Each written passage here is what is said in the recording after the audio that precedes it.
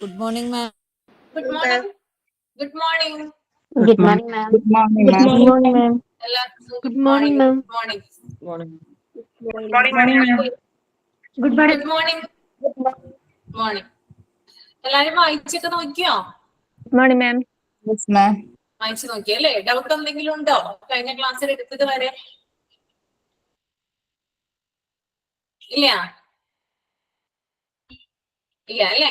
Okay. ആർക്കെങ്കിലും എന്തെങ്കിലും ഉണ്ടെങ്കിൽ ചോദിക്കണോട്ടോ. ചോദിക്കാതെ പോകരുതട്ടോ ഒരിക്കലും. വെറുതെ വായിച്ചു പോയിട്ട് കാര്യമില്ല. നമ്മൾ എന്താന്ന് വെച്ചാൽ ക്ലിയർ ആയിട്ട് നമ്മള് നോക്കണം എന്തെങ്കിലും മനസ്സിലാവാത്തതുണ്ടോ കേട്ടാ. ഓക്കെ. അപ്പോ കഴിഞ്ഞ ക്ലാസ്സിൽ നമ്മൾ കുറച്ച് കാര്യങ്ങളൊക്കെ എടുത്തിട്ടുണ്ടായിരുന്നു.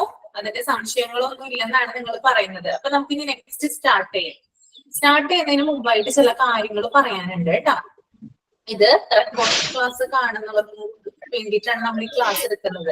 അപ്പൊ മ്യൂട്ട് ചെയ്യണമെന്ന് പറയുന്നത് എന്താന്ന് വെച്ചാൽ അവർക്കൊരു ഡിസ്റ്റർബൻസ് ആവും ഇങ്ങനെ ക്ലാസ് കേട്ടുകൊണ്ടിരിക്കുമ്പോൾ. ലൈവ് ആവുമ്പോൾ പ്രശ്നമില്ല, അല്ലാതെ റെക്കോർഡ് കേൾക്കുന്നവർക്ക് ബുദ്ധിമുട്ട് വരും. അതുകൊണ്ടാണ് അങ്ങനെ പറഞ്ഞത്.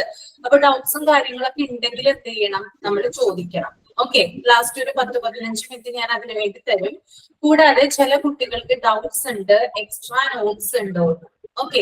അതായത് ഇപ്പൊ ഞാൻ ഒരു ചാപ്റ്റർ എടുക്കുമ്പോൾ അതുമായി ബന്ധപ്പെട്ടിട്ടുള്ള കാര്യങ്ങൾ മാത്രമാണ് ഞാൻ നിങ്ങൾക്ക് പ്രൊവൈഡ് ചെയ്യുന്നത്. ഓക്കെ. വേറെ എക്സ്ട്രാ എല്ലാവരും മ്യൂട്ട് ചെയ്യട്ടോ. ശ്രീകുട്ടി ഒന്ന് മ്യൂട്ട് ചെയ്തേ. എല്ലാവരും മ്യൂട്ട് ചെയ്യുക. ഓക്കെ. ഞാൻ പറയുന്ന കാര്യങ്ങൾ അല്ലെങ്കിൽ എല്ലാവർക്കും ക്ലിയർ ആകണമെന്നില്ല. അപ്പൊ എക്സ്ട്രാ നോട്ട് എന്ന് പറയുന്നത് ഒരു ചാപ്റ്റർ എടുക്കുമ്പോൾ അതുമായി ബന്ധപ്പെട്ടിട്ടുള്ള കാര്യങ്ങൾ മാത്രമാണ് നോട്ടായിട്ട് തരുന്നത്. അത് വേണം എന്നുള്ളവർക്ക് മാത്രം എന്ത് ചെയ്താൽ മതി, എഴുതിയെടുത്താൽ മതി. യാതൊരു കമ്പല് ചെയ്ത് ആരെയും എന്ത് ചെയ്യുന്നില്ല, എഴുതിയെടുക്കണം എന്ന് പറയുന്നില്ല. നമ്മള് ജസ്റ്റ് ഒരു കാര്യം വായിച്ച് പോകാനായിട്ട് എല്ലാവർക്കും പറ്റും അല്ലെ. ഇപ്പൊ ഈ ഓപ്പറേഷൻ തിയേറ്റർ എന്ന് പറഞ്ഞൊരു ചാപ്റ്റർ ഞാൻ ജസ്റ്റ് വായിച്ചു, ഞാൻ നിങ്ങൾക്ക് എനിക്ക് മലയാളം എക്സ്പ്ലനേഷൻ തന്നു. ശരിക്കും പറഞ്ഞാൽ അതാണോ ക്ലാസ്? ഒരിക്കലുമല്ല. ഞാൻ അതിനോട്ട് എഗ്രി ചെയ്യുന്നില്ല കേട്ടോ. കാരണം അതുമായി ബന്ധപ്പെട്ടിട്ടുള്ള കാര്യങ്ങൾ എന്ത് ചെയ്യണം, നമ്മള് അറിയണം അല്ലെ. അതുമായി ബന്ധപ്പെട്ടുള്ള കാര്യങ്ങൾ അറിഞ്ഞാൽ മാത്രമേ നമ്മൾ ഈ ഒരു കോഴ്സ് കംപ്ലീറ്റ് ആവുള്ളൂ. അല്ലാതെ അത് മാത്രം നമ്മൾ എന്ത് ചെയ്യാൻ പറ്റില്ല, അത് മാത്രം വായിച്ച് നമുക്ക് പോകാനായിട്ട് പറ്റില്ല. അപ്പൊ ഇതുമായി ബന്ധപ്പെട്ടിട്ടുള്ള നോട്ട്സുകളും കാര്യങ്ങളും ആണ് എന്ത് നിങ്ങൾക്ക് ഞാൻ തരുന്നത് കേട്ടോ. അപ്പൊ ആവശ്യമുള്ളവര് മാത്രം അത് എഴുതിയെടുത്താൽ മതി. ഓക്കെ. ഇനി നോട്ട് എഴുതുന്ന സമയത്ത്, അതായത് എന്തെങ്കിലും മെഡിക്കൽ ടീമുകളുമായി ബന്ധപ്പെട്ടിട്ടോ അല്ലെങ്കിൽ ഏതെങ്കിലും ഒരു ടോപ്പിക്കിന്റെ എക്സ്പ്ലനേഷനുമായി ബന്ധപ്പെട്ടിട്ടോ ആണ് നോട്ട് തരുന്നത്. എഴുതുന്ന സമയത്ത് എന്തെങ്കിലും ക്ലിയർ ആകാതെ വരികയാണെങ്കിൽ ആ ലാസ്റ്റ് ഒരു 10-15 മിനിറ്റ് ഉണ്ടല്ലോ, അപ്പോ എന്നോട് ചോദിക്കാവുന്നതാണ് കേട്ടോ. നിങ്ങൾക്ക് ഒരു നോട്ട് തന്നു കഴിഞ്ഞാൽ അതുമായി ബന്ധപ്പെട്ടുള്ള കാര്യങ്ങൾ ആ ഒരു സമയത്ത് ചോദിക്കാവുന്നതാണ്. ഓക്കെ. ഞാൻ ക്ലിയർ ആയിട്ടേ പറയുള്ളൂ. ഒരു സാധനം തന്നെ 2 പ്രാവശ്യം പറയും. ഓക്കെ. എല്ലാവർക്കും ക്ലിയർ ആയില്ലേ? അപ്പോ എല്ലാവർക്കും കേൾക്കാനാണ് പറയുന്നത്. ഇതുമായി ബന്ധപ്പെട്ടിട്ടുള്ള നോട്ടുകളാണ് തരുന്നത് കേട്ടോ. പിന്നെ നിങ്ങളുടെ മെമ്മറിയിൽ കൂടുതൽ നിൽക്കാൻ വേണ്ടിയിട്ടാണ് പോയിന്റ് വൈസ് തരുന്നത്. അപ്പൊ അതെന്തിനാണെന്നൊക്കെ ചോദ്യം ഉണ്ടായിരുന്നു. പക്ഷെ നിങ്ങളുടെ മെമ്മറിയിൽ എനിക്ക് കുട്ടികളാണ്, നിങ്ങൾ നല്ല രീതിയിൽ പഠിച്ച് പാസ്സാവാനാണ് ഞാൻ ശ്രമിക്കുന്നത്. ഓക്കെ. അപ്പൊ എല്ലാവർക്കും കാര്യങ്ങൾ ക്ലിയർ ആയി എന്ന് വിശ്വസിക്കുന്നു. അപ്പൊ നമുക്ക് തുടങ്ങാല്ലേ? ക്ലിയർ ആയോ? ഓക്കെ. അപ്പൊ എല്ലാവരും മ്യൂട്ട് ചെയ്ത് വെക്കുക. ഓരോ കാര്യങ്ങൾ ഞാൻ പറയും, അതിന്റെ എക്സ്പ്ലനേഷൻ തരും. എഴുതിയെടുക്കാൻ പറ്റണമെന്നവർ എഴുതിയെടുക്കുക, അല്ലെങ്കിൽ യാതൊരു നിർബന്ധവും ഇല്ല കേട്ടോ എഴുതിയെടുക്കണം എന്ന്. ഈ ഒരു PDF നോട്ട് തന്നെയാണ് നിങ്ങൾക്ക് പഠിക്കാനായിട്ടുള്ളത്. അതിൽ എന്തെങ്കിലും ടേമിന്റെ നോട്ട്സ് ആണ് തരുന്നതെങ്കിൽ ആവശ്യമെങ്കിൽ മാത്രം നിങ്ങൾ എഴുതിയെടുത്താൽ മതി കേട്ടോ. ആരെയും കമ്പൽ ചെയ്യുന്നില്ല. ഓക്കെ. അപ്പൊ നമുക്ക് സ്റ്റാർട്ട് ചെയ്യാം അല്ലെ.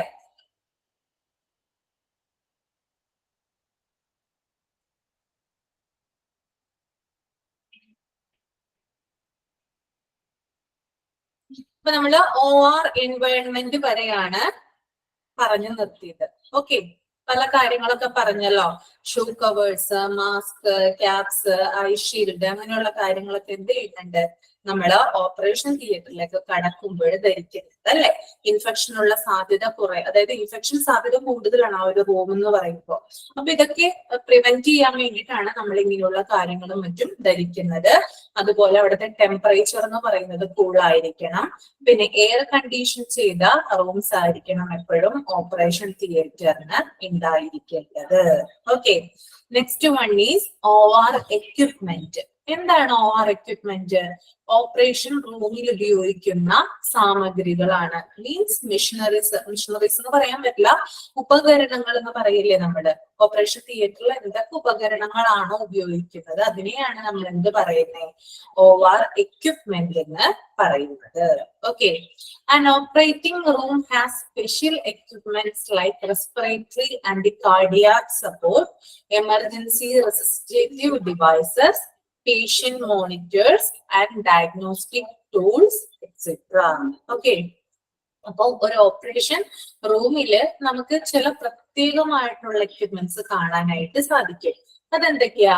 ആദ്യത്തേത് പറയുന്നുണ്ട് റെസ്പിറേറ്ററി ആൻഡ് കാർഡിയാക് സപ്പോർട്ട്. ഈ റെസ്പിറേറ്ററി എന്താണ്? റെസ്പിറേറ്ററി ആരെങ്കിലും ഒന്ന് കമന്റ് ചെയ്തേ. എന്താണ് ഈ റെസ്പിറേറ്ററി എന്നതുകൊണ്ട് ഉദ്ദേശിക്കുന്നത്? എന്താണെന്ന് പറയാമോ? ആർക്കെങ്കിലും ഒന്ന് കമന്റ് ചെയ്യാമോ? റെസ്പിറേറ്ററി നിങ്ങൾ കേട്ടിട്ടുണ്ടോ ഈ ടേം? ഇല്ല, ആരും കേട്ടിട്ടില്ല. അതായത് നമ്മുടെ ശ്വസനവുമായി ബന്ധപ്പെട്ടിട്ടുള്ള, നമ്മുടെ ശ്വസനത്തെ സഹായിക്കുന്ന എക്യുപ്മെന്റുകളാണെന്ത്? Related to lungs. നമ്മുടെ ശ്വസനത്തെ സഹായിക്കുന്ന എക്യുപ്മെന്റ് ആണ്, അല്ലെങ്കിൽ ആ ഒരു ഇതിനെ എന്താണ് പറയുന്നത്? റെസ്പിറേറ്ററി എന്നാണ് പറയുന്നത്. റെസ്പിറേറ്ററി എക്യുപ്മെന്റ് നമ്മുടെ ശ്വസനവുമായി ബന്ധപ്പെട്ട് നമുക്ക് ശ്വസിക്കാൻ എളുപ്പം നമുക്ക് തരുന്ന എക്യുപ്മെന്റുകളാണെന്ത്? റെസ്പിറേറ്ററി എക്യുപ്മെന്റ് എന്ന് പറയുന്നത്. ഓക്കെ, അപ്പൊ നമുക്ക് നോക്കാം എന്താണ് കണ്ടിന്യൂസ് വെന്റിലേറ്റേഴ്സിനെയാണ് നമ്മൾ എന്ത് പറയുന്നത്? റെസ്പിറേറ്ററി എക്യുപ്മെന്റ് അഥവാ റെസ്പിറേറ്ററി ഡിവൈസസ് എന്ന് പറയുന്നത് കേട്ടോ.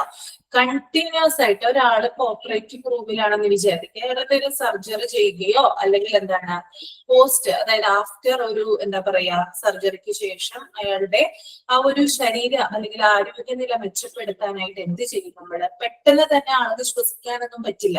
ഒരു ഓപ്പറേഷൻ, ഒരു സർജറി കഴിഞ്ഞ ഒരാൾക്ക് പെട്ടെന്ന് ശ്വസിക്കാനായിട്ട് ബുദ്ധിമുട്ടുണ്ടാകും.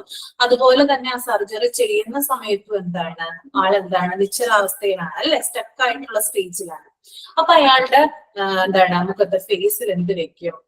ഓക്സിജൻ മാസ്ക് വെക്കും, അല്ലെങ്കിൽ വെന്റിലേറ്ററിന്റെ സഹായത്തോടെയാണ് എന്ത് ചെയ്യുന്നത് ആള് ശ്വസിക്കുന്നത്.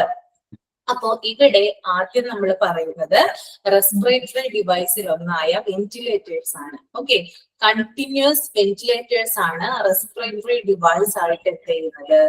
ഉപയോഗിക്കുന്നത്.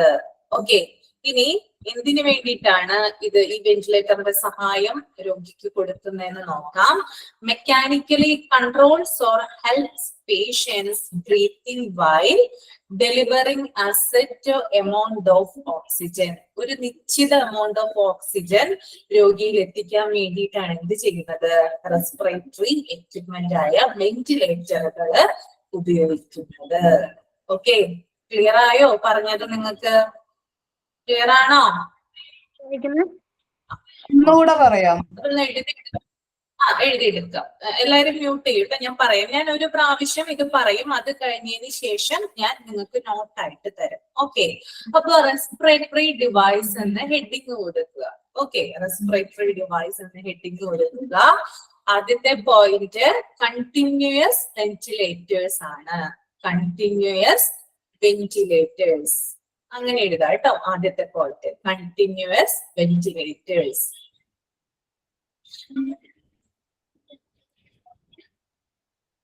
ഓക്കെ, രണ്ടാമത്തെ പോയിന്റ് ആണ് പറയുന്നത് റെസ്പിറേറ്ററി ഡിവൈസിനെ സംബന്ധിച്ച mechanically controls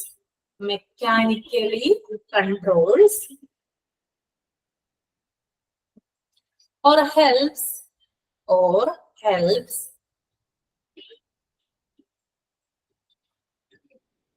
patients breathing while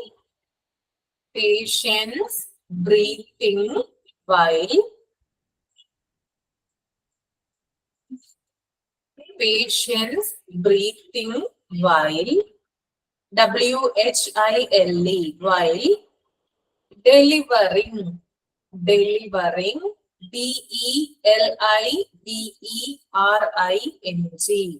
delivering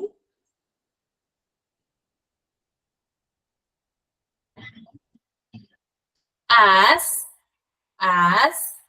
set amount of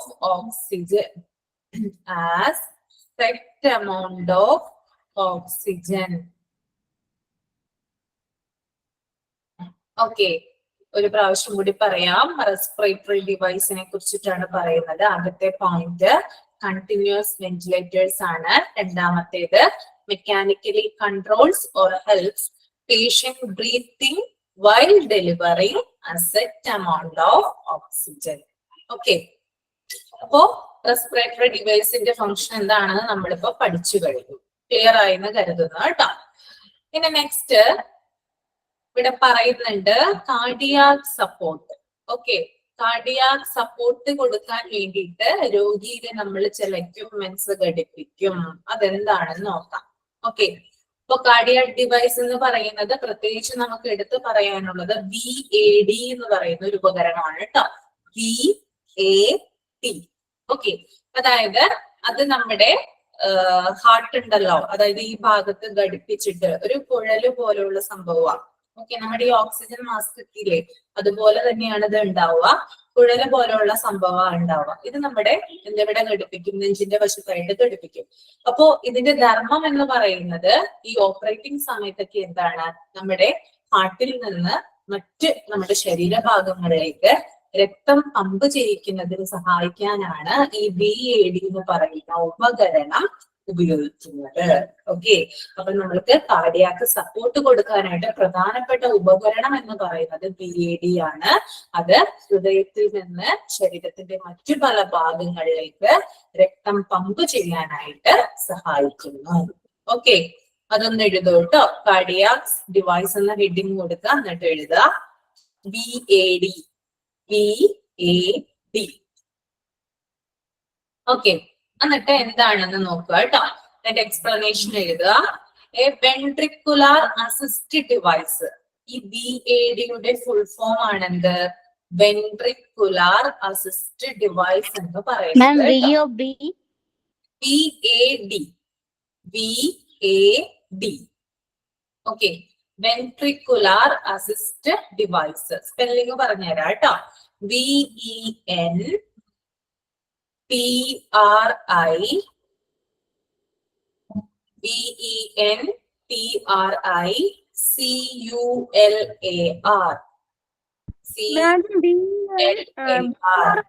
ventricular mute ചെയ്യട്ടോ. Ventricular assist device. ഓക്കെ, അപ്പൊ ഞാൻ ഫംഗ്ഷൻ എന്താണെന്ന് പറഞ്ഞിട്ടുണ്ടായിരുന്നു, അത് നമുക്കൊന്ന് എക്സ്പ്ലെയിൻ ചെയ്ത് എഴുതണം. It is A device. Ventricular. It is a device helps pump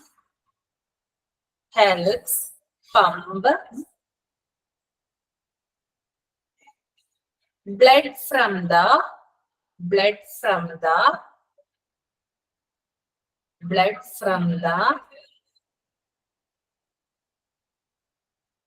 lower chambers, CHAMBERS,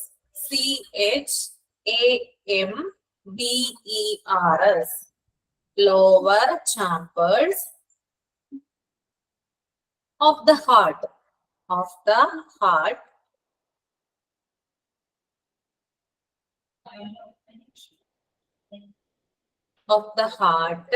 to the rest of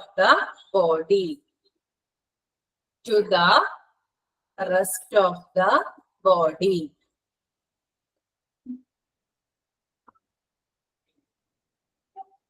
okay, അപ്പൊ അതാണ് VAD എന്ന് പറയുന്ന ഒരു ഉപകരണമാണ് നമ്മൾ കാർഡിയാക് സപ്പോർട്ടിനായിട്ട് ഓപ്പറേഷൻ റൂമുകളിൽ എന്ത് ചെയ്യുന്നത്, ഉപയോഗിക്കുന്നത്. ഓക്കെ, ഇനി അടുത്തത് നോക്കിയാൽ നിങ്ങള് സ്ലൈഡ് ശ്രദ്ധിക്കൂ കേട്ടോ. എമർജൻസി റെസിസിറ്റേറ്റീവ് ഡിവൈസസ് ആണ്. എമർജൻസി റെസിസിറ്റീവ് ഡിവൈസസ് എന്ന് പറഞ്ഞാല് അത്യാവശ്യ സന്ദർഭങ്ങളിൽ രോഗിയെ പുനരുജ്ജീവിപ്പിക്കാനായിട്ട്, മീൻസ് രോഗിയെ പഴയ നിലയിലാക്കാനായിട്ട് നമ്മൾ ചില കാര്യങ്ങൾ ചെയ്യാറുണ്ട്, ചില ഡിവൈസസുകൾ ഘടിപ്പിക്കാറുണ്ട്. അപ്പൊ നമുക്ക് നോക്കാം എന്തൊക്കെയാണ് റെസിസിറ്റേറ്റീവ് ഡിവൈസിന് എക്സാമ്പിൾ ആയിട്ട് വരുന്നത് കേട്ടോ. ഓക്കെ, അതിനകത്ത് ഫസ്റ്റ് വരുന്നത് ഓക്സിജൻ മാസ്ക് ആണ്. ഓക്കെ, നമ്മള് രോഗിയുടെ ബോഡിയിൽ ഫേസിൽ ഘടിപ്പിക്കുന്ന ഒന്നാണിത് ഓക്സിജൻ മാസ്ക് എന്ന് പറയുന്നത്. ഓക്കെ, അപ്പൊ ഓക്സിജൻ മാസ്ക് ആണ് ആദ്യം വരിക കേട്ടോ. അതൊന്ന് പോയിന്റ് ചെയ്ത് എഴുതിയെടുത്തോളൂ. ഞാൻ പറയുന്നതിനൊപ്പം റിസസിറ്റേറ്റീവ് ഡിവൈസിൽ വരുന്നത് ഓക്സിജൻ മാസ്ക്. റിസസിറ്റേറ്റീവ് എന്നത് കൊണ്ട് ഉദ്ദേശിക്കുന്നത് ഇതിന്റെ മീനിങ് എന്ന് പറയുന്നത് പുനരുജ്ജീവനം. Okay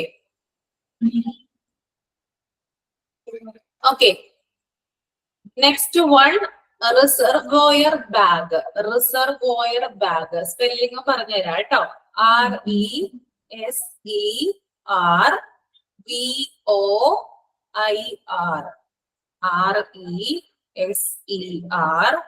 RESERVOIR. Okay. Reservoir bag അതെന്താണ്? ഇതിന്റെ കൂടെ തന്നെ എന്താ, ഓക്സിജൻ മാസ്കിന്റെ കൂടെ തന്നെ ഉപയോഗിക്കുന്ന ഒന്നാണ്. നിങ്ങൾ ചിലപ്പോ കണ്ടിട്ടുണ്ടാകും, ഒരു എന്താ പറയാ, ഒരു ഓവൽ ഷേപ്പിലുള്ള ഒരു സംഭവം, പച്ച കളർ ഗ്രീൻ കളർ ആയിട്ട് എന്താ പറയാ കട്ടി ഉണ്ടാകും. അതായത് സ്പോഞ്ച് പോലെ ഇരിക്കുള്ളൂ. ഇങ്ങനെ നമുക്ക് പ്രസ് ചെയ്യാനൊക്കെ സാധിക്കും. ഒരു ബാഗ് പോലെ കാണാനായിട്ട് പറ്റും. ഈ ഒരു എക്യുപ്മെന്റും അല്ലെങ്കിൽ ഈ ഒരു ഡിവൈസും ഈ ഓക്സിജൻ മാസ്കിന്റെ കൂടെ ഉപയോഗിക്കാറുണ്ട്. എന്തിനാണെന്ന് വെച്ചാല് നമുക്കറിയാം, ഓക്സിജൻ മാസ്ക് രോഗിയുടെ ഫേസിലാണ് ഘടിപ്പിക്കുന്നത്, അല്ലെങ്കിൽ ഒരു ഭാഗത്താണ് ഘടിപ്പിക്കുന്നത്. എന്നാൽ അതിന്റെ കൂട്ടത്തിൽ എന്തുണ്ട്, ഈ ഒരു ബാഗ് നമുക്ക് കാണാനായിട്ട് സാധിക്കും.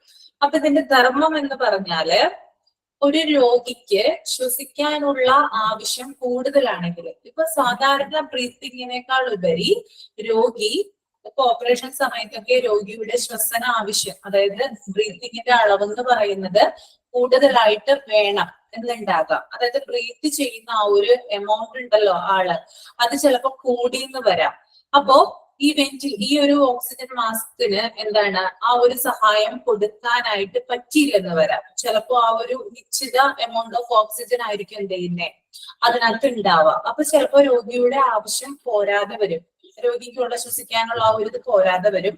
അങ്ങനെ വരുമ്പോൾ ഈ ബാഗിൽ നിന്നാണ് എന്ത് ചെയ്യുന്നേ, ആവശ്യത്തിനുള്ള വാതകം മീൻസ് ഓക്സിജൻ എന്ത് ചെയ്യുന്നത് രോഗിയിലേക്ക് പമ്പ് ചെയ്യപ്പെടുന്നത്. അതിനാണ് നമ്മൾ അഡീഷണൽ ആയിട്ട് ഈ റിസർവോയർ ബാഗ് അതിന്റെ കൂടെ തന്നെ ഘടിപ്പിക്കുന്നത് കേട്ടോ. ക്ലിയർ ആയോ നിങ്ങൾക്ക്? ക്ലിയർ ആണോ? അതായത് രോഗിയുടെ ശ്വസന ആവശ്യം ആ അതായത് ആ മാസ്കിനേക്കാളും കൂടുതലാണെങ്കിൽ, അയാൾക്ക് ശ്വസിക്കാനുള്ള ഒരു എമൗണ്ട് ഓഫ് ഓക്സിജൻ കൂടുതലായിട്ട് വരികയാണെങ്കിൽ അഡീഷണൽ ആയിട്ട് ഈ ബാഗിൽ നിന്നാണ് എന്ത് കൊടുക്കുന്നത്, ഓക്സിജൻ കൊടുക്കുന്നത്. അതാണ് റിസർവോയർ ബാഗ് എന്ന് പറയുന്നത്. ഓക്കെ, ക്ലിയർ ആയെന്ന് കരുതുന്നു കേട്ടോ. അപ്പൊ ആദ്യത്തേതാണ് ഓക്സിജൻ മാസ്കും റിസർവോയർ ബാഗും. ഇനി രണ്ടാമത്തേത് pocket mask and one way valve. Pocket mask and one way valve. Pocket മാസ്കുകൾ ഉണ്ട്, അത് ഉപയോഗിക്കാറുണ്ട് ഓപ്പറേഷൻ റൂമുകളിൽ കേട്ടോ. അതൊന്ന് എഴുതിയെടുക്കുക. Pocket mask and one way valve.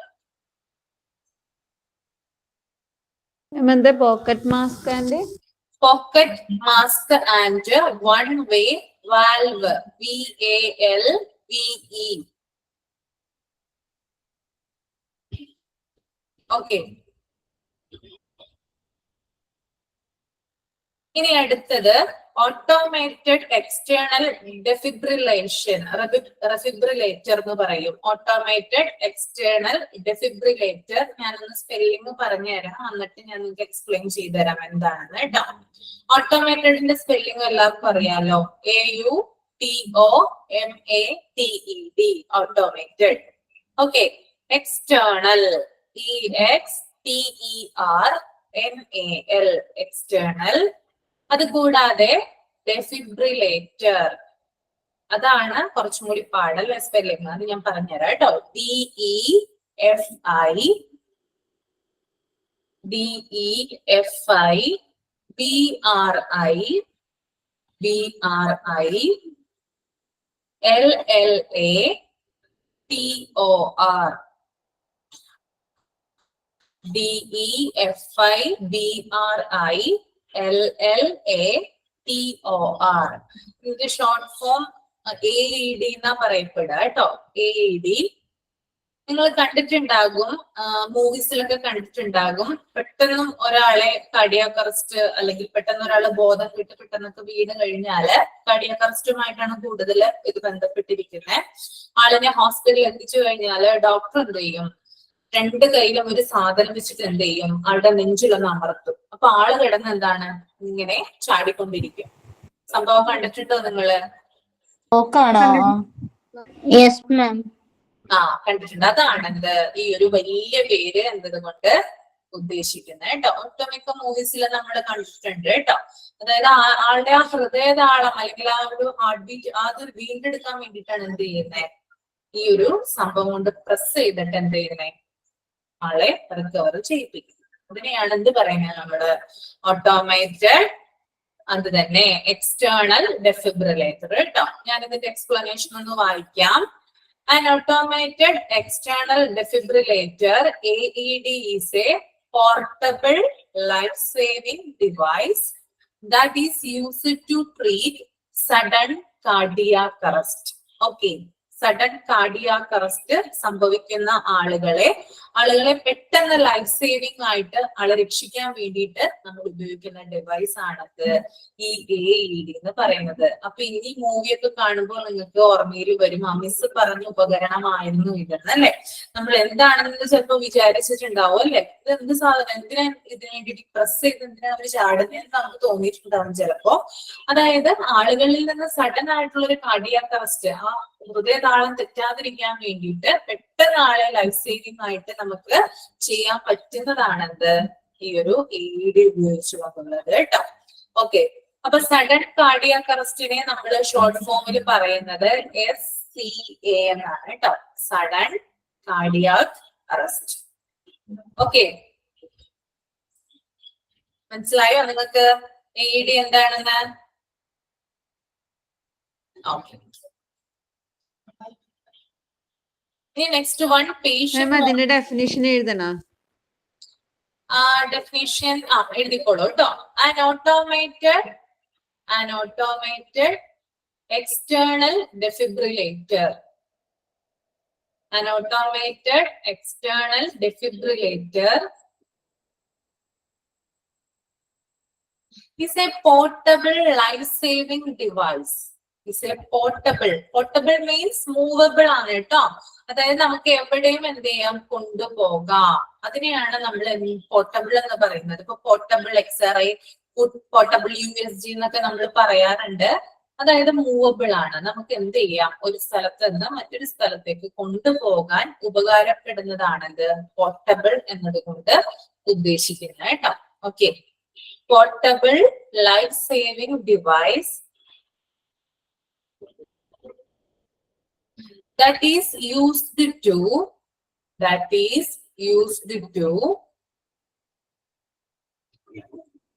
treat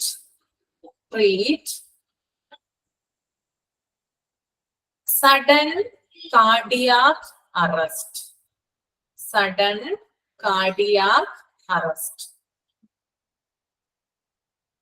SCA കേട്ടോ, ബ്രാക്കറ്റിൽ SCA എന്ന് കൊടുക്കുക.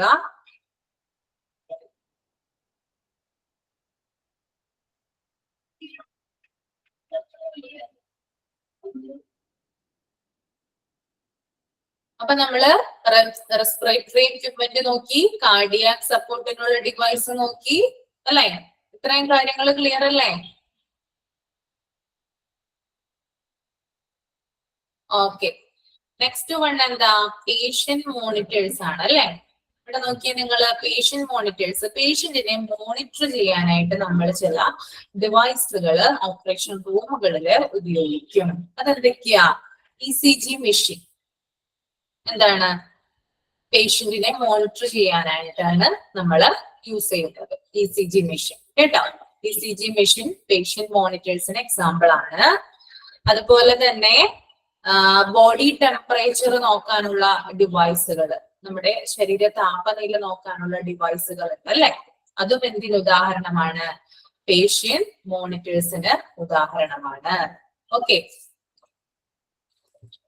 ഈ രണ്ട് കാര്യങ്ങളും ആണിത് ഓപ്പറേഷൻ റൂമില് ഉണ്ടാവുക കേട്ടോ. ECG മെഷീൻ ഉണ്ടാവും, അതുപോലെ തന്നെ ബോഡി ടെമ്പറേച്ചർ നോക്കാനുള്ള കാര്യങ്ങളും, അതുകൂടാതെ പിന്നെ റെസ്പിറേറ്ററി നമ്മുടെ ശ്വസന എത്രത്തോളമാണ് നമ്മുടെ ബ്രീത്തിങ് ഉണ്ടാവുക എന്നറിയാനുള്ള റെസ്പിറേറ്ററി റേറ്റ് നോക്കുന്ന ഡിവൈസുകളും എവിടെ ഉണ്ടാകും?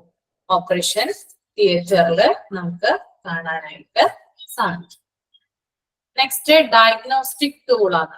ഡയഗ്നോസ്റ്റിക് എന്ന് പറഞ്ഞാൽ എന്താണ്? രോഗനിർണയവുമായി ബന്ധപ്പെട്ട് രോഗിക്ക് എന്തെങ്കിലും ഒരു അത്യാഹിതം വന്നു കഴിഞ്ഞാലോ അല്ലെങ്കിൽ എന്തെങ്കിലും ഒരു കണ്ടീഷനിലൂടെ രോഗി പോവുകയാണെങ്കിലോ അതെന്താണെന്ന് മനസ്സിലാക്കാനായിട്ട് ഡോക്ടേഴ്സ് എന്ത് ചെയ്യും? ചില എക്യുപ്മെന്റുകൾ യൂസ് ചെയ്യും അല്ലെ? അതിനെയാണ് ഡയഗ്നോസ്റ്റിക് ടൂൾസ് എന്ന് പറയുന്നത്.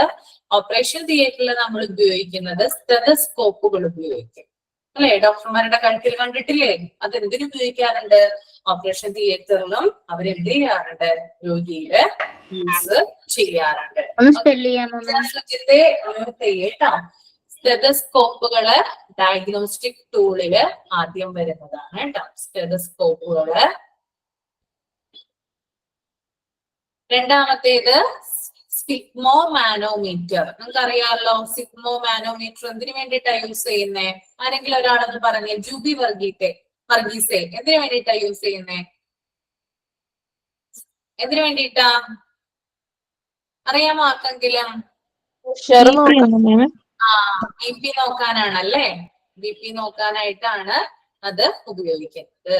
ഇപ്പൊ രോഗിനെ കൊണ്ടൊക്കെ എടുക്കുമ്പോ എന്താണ് ആളുടെ BP ഒക്കെ കറക്റ്റ് ആണെന്ന് ചെക്ക് ചെയ്യണ്ടേ? BP ലെവൽ ഹൈ ആവാനും പാടില്ല, തീരെ ലോ ആവാനും പാടില്ല. അപ്പൊ അതിനു വേണ്ടിയിട്ടാണ് അത് ഉപയോഗിക്കുന്നത്. സ്പെല്ലിംഗ് ഒന്ന് എഴുതി എടുത്തോളൂ കേട്ടോ. SPHY G MO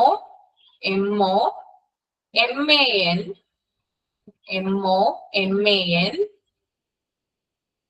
OM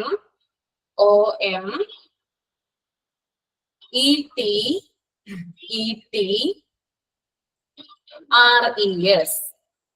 RES.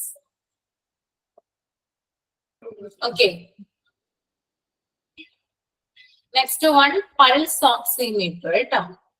അടുത്ത ഡയഗ്നോസ്റ്റിക് ടൂൾ ആണ് പൾസ് ഓക്സിമീറ്റർ. നമ്മുടെ പൾസിന്റെ ഇത് അറിയാൻ വേണ്ടിയിട്ടാണ് അല്ലെ പൾസ് ഓക്സിമീറ്റർ ഉപയോഗിക്കുന്നു. ഓക്കെ, ഇത്രയും കാര്യങ്ങളാണ് കേട്ടോ എന്തില് വരുന്നേ? ഡയഗ്നോസ്റ്റിക് ടൂളില് വരുന്നത്. ഓക്കെ,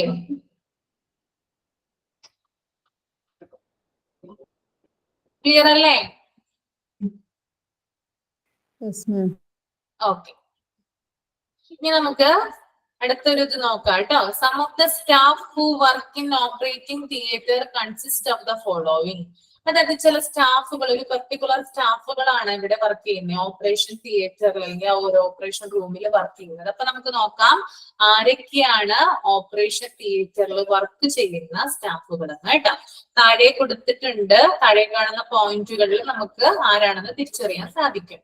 ഫസ്റ്റ് എന്ന് പറയുന്നത് surgeons who perform the operation. ഞാൻ ആദ്യത്തെ ക്ലാസ്സിൽ പറഞ്ഞിട്ടുണ്ടായിരുന്നു അല്ലെ, ഓപ്പറേഷൻ ചെയ്യുന്ന ആളുകളെ സർജൻ എന്നാണ് വിളിക്കുന്നത്.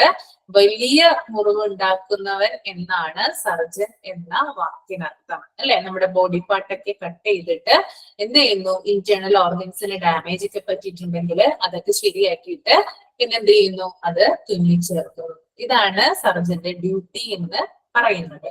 അപ്പോ സർജൻ ആണ് എന്ത് ചെയ്യുന്നത്? ഓപ്പറേഷൻ ചെയ്യുന്നത്. ഓക്കെ, അതിപ്പോ എല്ലാവർക്കും അറിയാലോ, സർജന്മാരാണ് ഓപ്പറേഷൻ ചെയ്യുക.